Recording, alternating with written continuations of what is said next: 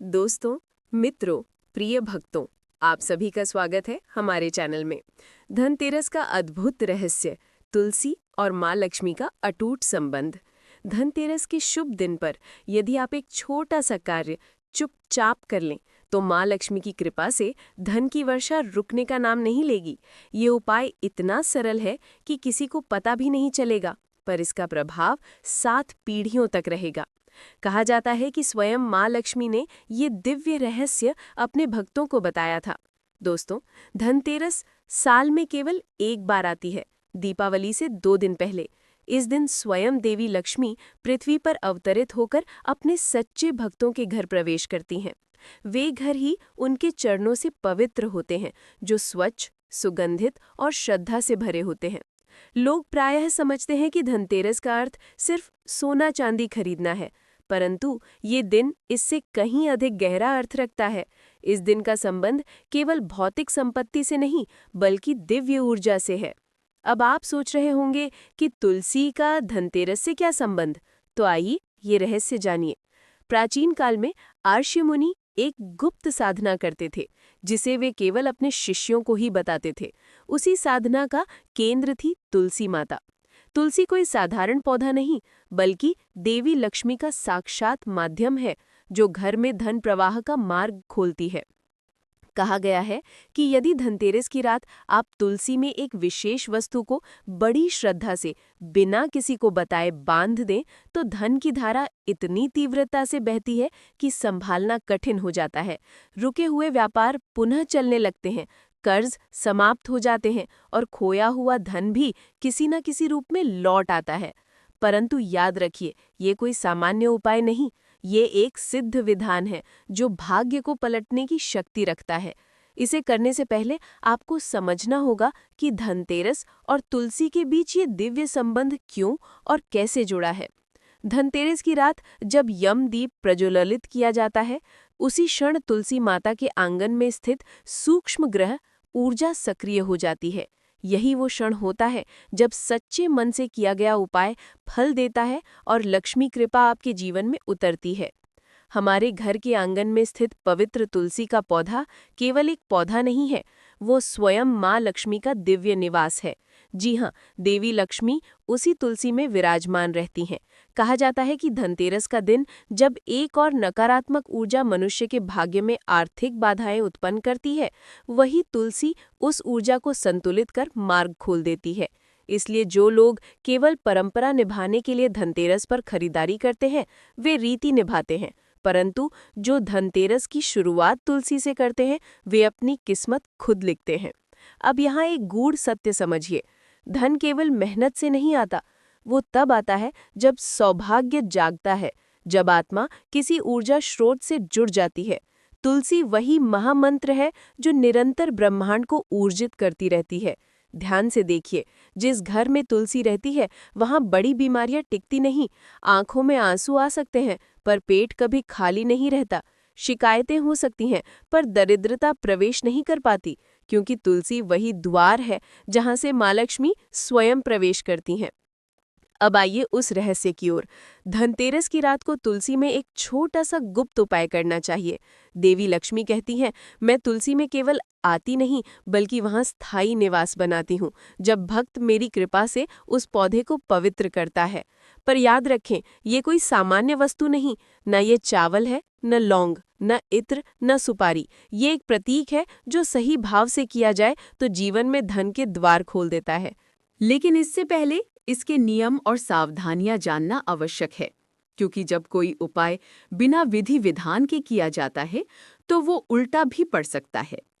धन का प्रवाह तभी होता है जब मन, वचन और कर्म तीनों एक हो जाए। प्राचीन परंपरा कहती है कि धनतेरस की रात ब्रह्म मुहूर्त से पूर्व देवता पृथ्वी पर उतरते हैं और मनुष्यों के कर्म का लेखा पढ़ते हैं।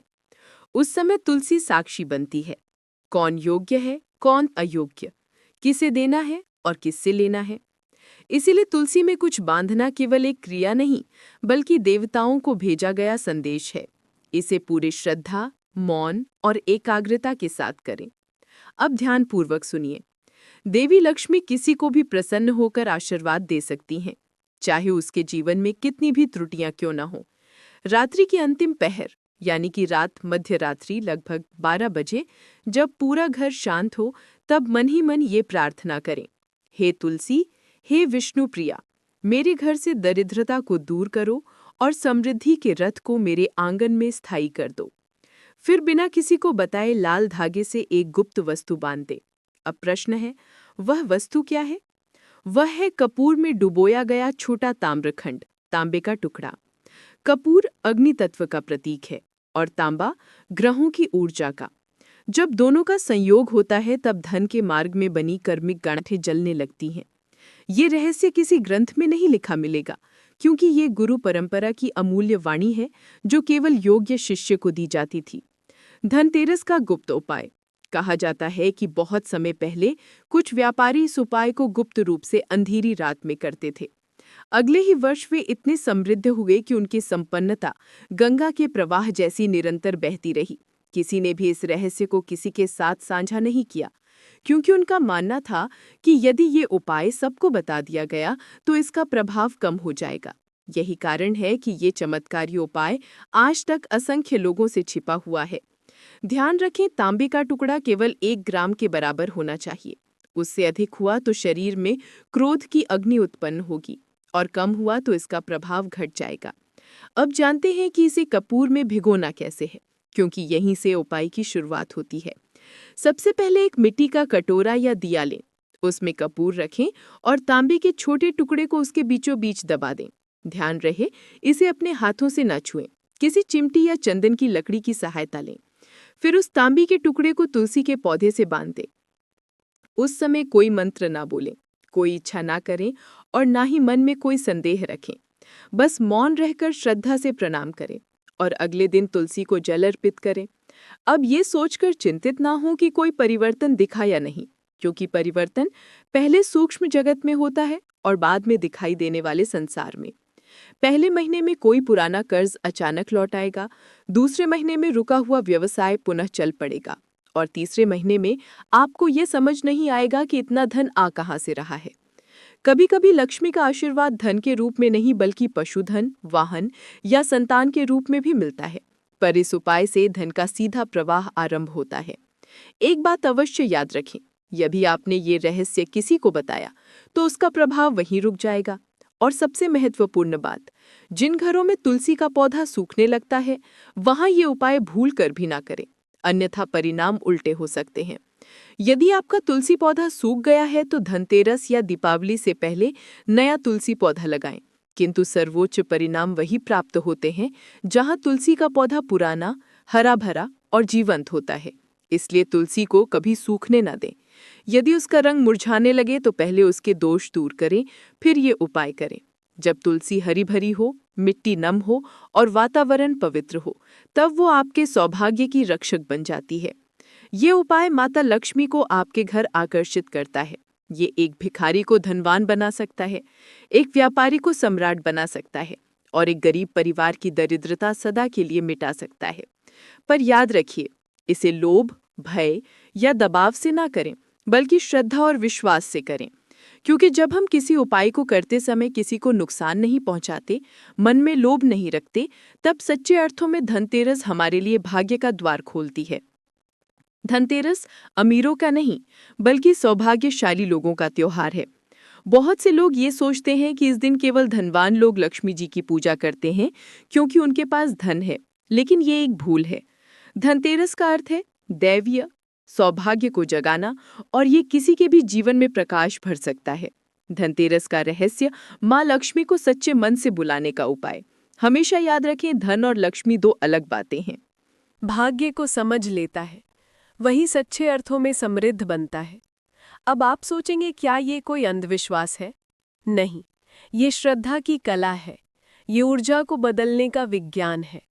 आज जो दीपक का ये रहस्य मैं आपको बता रहा हूँ, कृपया इसे किसी और से साझा ना करें। यही गोपनीयता इसकी शक्ति है।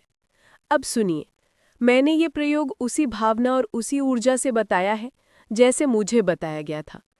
इस उपाय में सबसे पहले ध्यान रखें कि जो तांबे का टुकड़ा आप लेंगे वो बहुत शुद्ध होना चाहिए।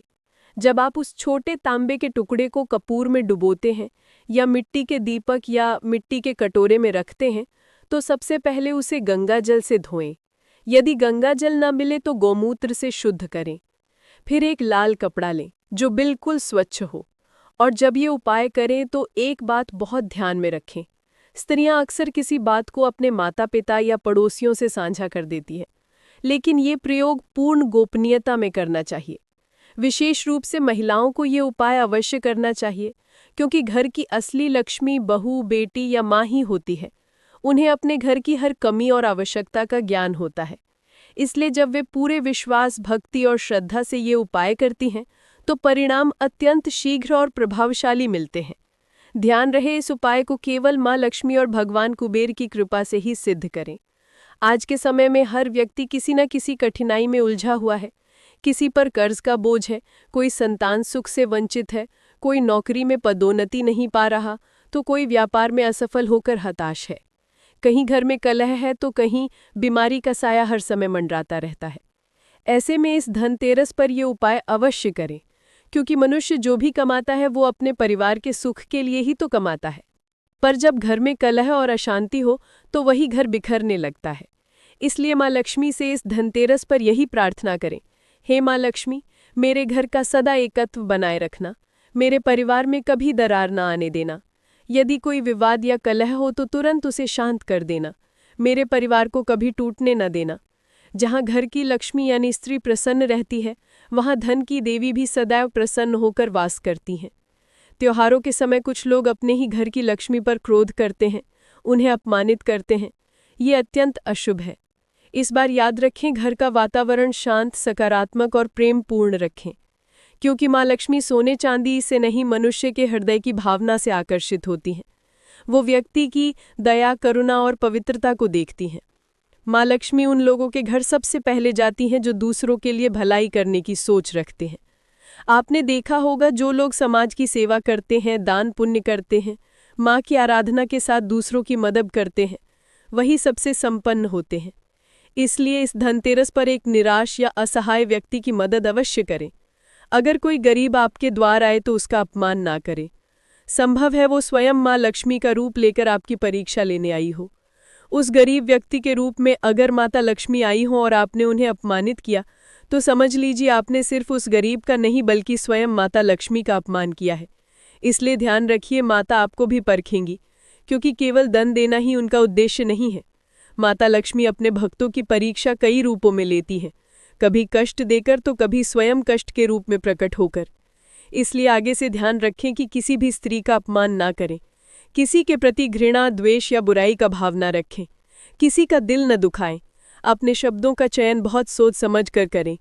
दोस्तों, मुझे आशा है कि आपको मेरा बताया हुआ उपाय अवश्य पसंद आया होगा। परंतु उससे पहले भक्तों, आपसे रिक्वेस्ट है कि वीडियो को लाइक करें, अपने दोस्तों के साथ शेयर करें, और अगर आपने अभी तक चैनल को सब्सक्राइब नहीं किया तो सब्सक्राइब